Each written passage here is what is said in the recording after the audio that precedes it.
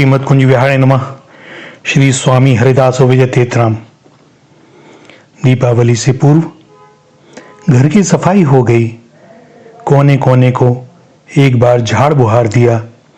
देखा बहुत सा अनावश्यक कबाड़ जो संज्ञान में भी न था मिला और उसे दूर किया गया।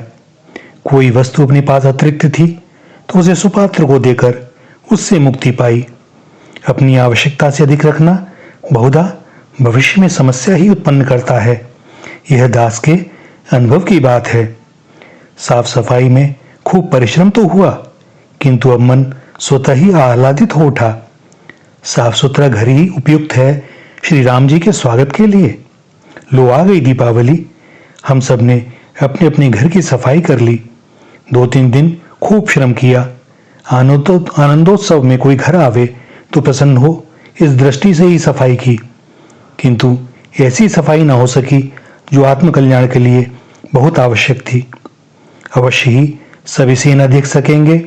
हाँ, कुछ अंतर्दृष्टि वाले संभवतः देख भी लें तो मौन ही रहेंगे।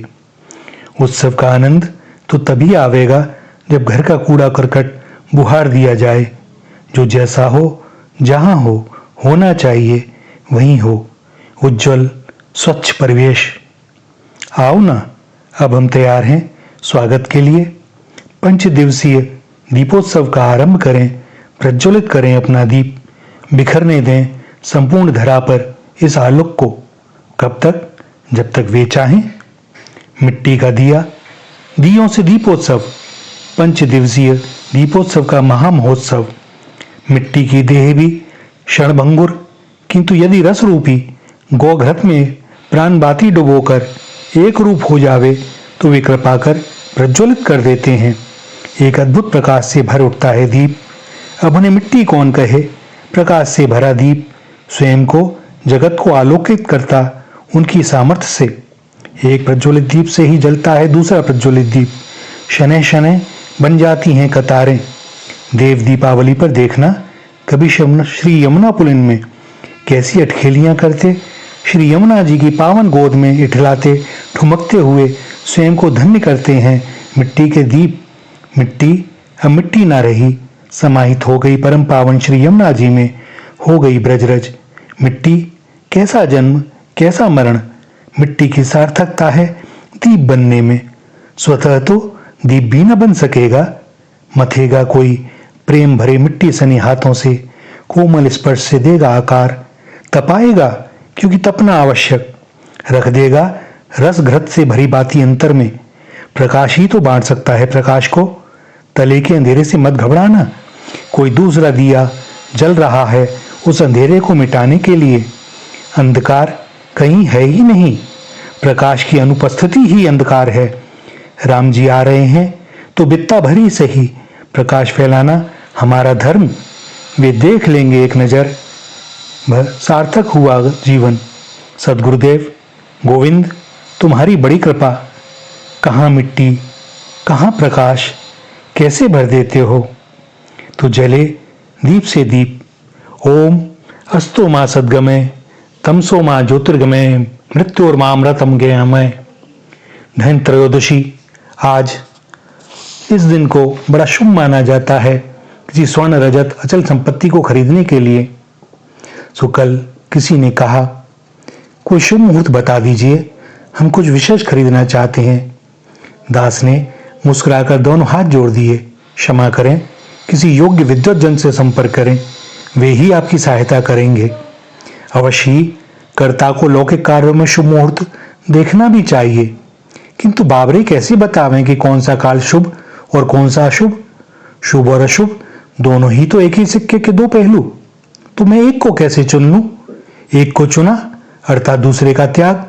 तो मैं क्यों चुनूं, मेरे लिए वे ही चुने ना। आश्रित इस झंझट में क्यों पड़े। तुम्हारा तो सब कुछ शुभ ही, अशुभ तो दृष्टि भ्रम है। जिस क्षण शुभ संकल्प हृदय में उदित हो जावे वही क्षण शुभ। शुभ संकल्प उदित होते ही श्री हरि का नाम लेकर, संतों का आशीर्वाद लेकर यथाशीघ्र उस शुभ कार्य का आरंभ कर देना चाहिए। शुभ के लिए मुहूर्त की कोई आवश्यकता नहीं। अरे भाई, शुभ तो अशुभ काल में घट ही नहीं सकता। सो यदि शुभ घट रहा है तो उसे टालो मत। शुभस्य शीघ्रम, न जाने फिर अवसर मिले न मिले। अशुभ चिंतन को टालें, उससे कहें कि प्रतीक्षा करे, अभी उचित समय नहीं है। और श्री हरि से प्रार्थना करें कि उस अशुभ कर्म के लिए, चिंतन के लिए वह उचित समय हमारे जीवन में कभी आवे ही ना।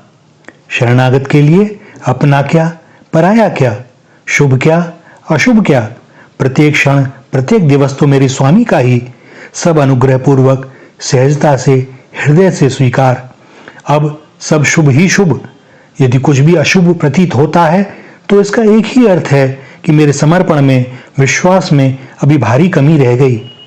शुभ के लिए किसी मुहूर्त को न पकड़ें, पकड़ लें इसी क्षण को, यही शुभ मुहूर्त है। इस 5 दिवसीय महामहोत्सव में भी एक गूढ़ रहस्य है। यह आरंभ होता है धन त्रयोदशी से, भगवान धन्वंतरी के प्राकट्य से, अर्थात आरोग्यता से। आरोग्यता अर्थात स्वस्थता। स्वस्थ कौन? जो स्व में स्थित है, जिसने अपने राग दोष रूपी अवगुणों को शनै शनै दूर कर लिया है, जिसने अनुभव किया है कि मैं कौन, मेरा कौन। धनतेरस, धनतेरस अर्थात धन ते रस। जिस धन से रस मिले, कौन से धन से रस मिलेगा? श्री राधा नाम के धन से। यही एक धन है जो कभी नष्ट नहीं होगा, श्री राधा नाम का धन। और हम जैसे बावरे तो इसी एक धन के ही लोभी। हमारो धन राधा, श्री राधा, श्री राधा। स्वामिनी जू, यह धन दिन दूनो रात चौगुनो बढ़े, ऐसी कृपा करो। नाम महाधन है अपनो, नहीं दूसरी संपत्ति और कमानी। छोड़ अटारी अटा जग के, हमको कुटिया ब्रज माही बनानी। टूक मिले रसिकन के सदा, और सेवें सदा यमुना महारानी। हमें औरन की परवाह नहीं, अपनी ठकुरानी श्री राधिका रानी। दास के अनुभव में यही आया है कि आवश्यकता से अधिक धन यदि प्राप्त हो जाए और सत्कर्म में न लगे तो सुख की अपेक्षा दुख ही देता है। प्रभु ने यदि कुछ अधिक कृपा की है तो किसी पात्र की भोजन, वस्त्र, शिक्षा, आजीविका का सामर्थ्यानुसार समुचित प्रबंध हम कर सकें तो यही धन का सदुपयोग होगा। धन का सदुपयोग होगा तो श्री लक्ष्मी नारायण को प्रसन्नता होगी। मानव जन्म कर्म योनि है, सो कर्म तो करना ही है, किंतु करना क्या है इसमें सदगुरुदेव और संत जन ही मार्गदर्शन करते हैं। इसके बाद कल रूप चतुर्दशी। जो स्वस्थ है वही नाम रूप लीला गुण धाम में अपने को तन्मय कर सकता है। जब यह तन्मयता ऐसी होगी कि देह भान न रहेगा, मानो भरत जी के समान सदैव एक ही टकटकी लगी रहेगी कि मेरे प्रभु राम कब आवेंगे। दीपावली। और जब ऐसी स्थिति बनती है तब आते हैं राम। भरत जी को प्रेमालिंगन में भर लेते हैं, अयोध्या होती है कृतार्थ। श्री राम जी मर्यादा पुरुषोत्तम हैं। उनके आते ही चहुं ओर प्रकाश ही प्रकाश मिट्टी के दियों में भरा। अमावस्या है तो क्या हुआ, माटी का दिया है, प्रेम ग्रत है, विरह की बाती है, तो करें अरणि मंथन, प्रज्वलित करें अपने दीप को। यही दीप अंधकार को नष्ट कर देगा।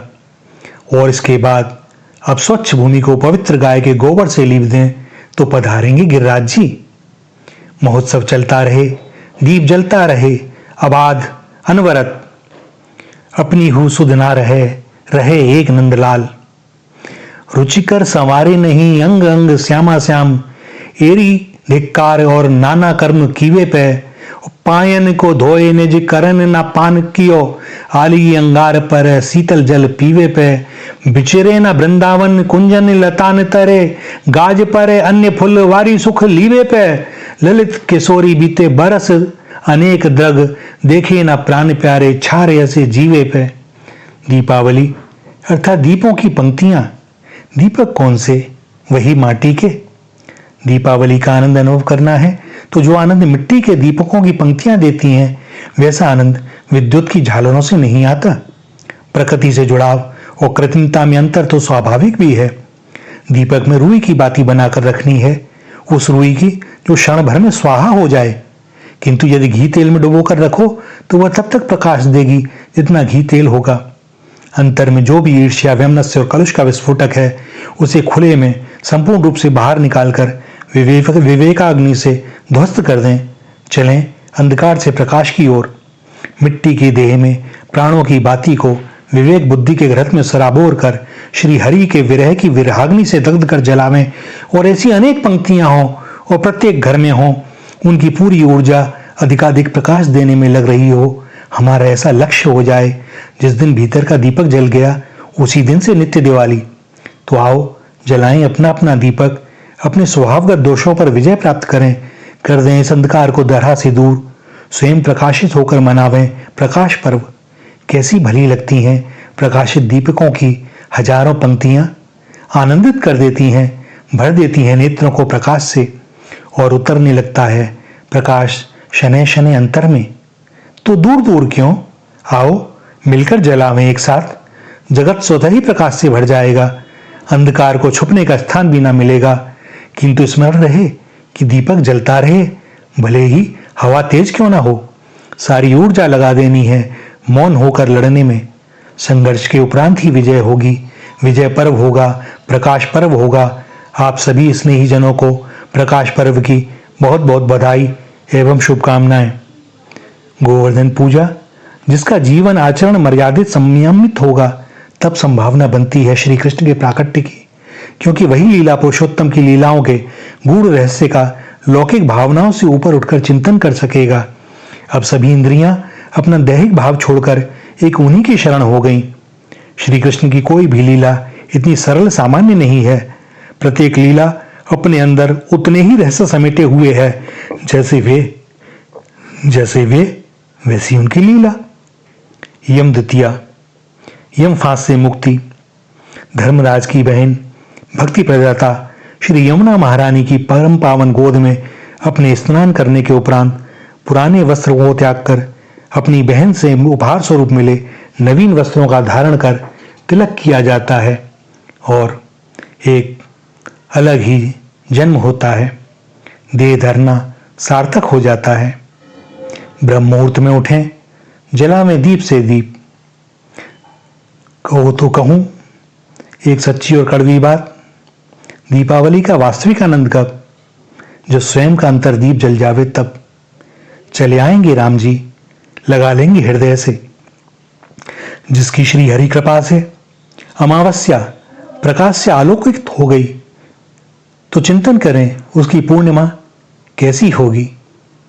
श्री हरि, श्री राधा, श्री राधा, श्री राधा।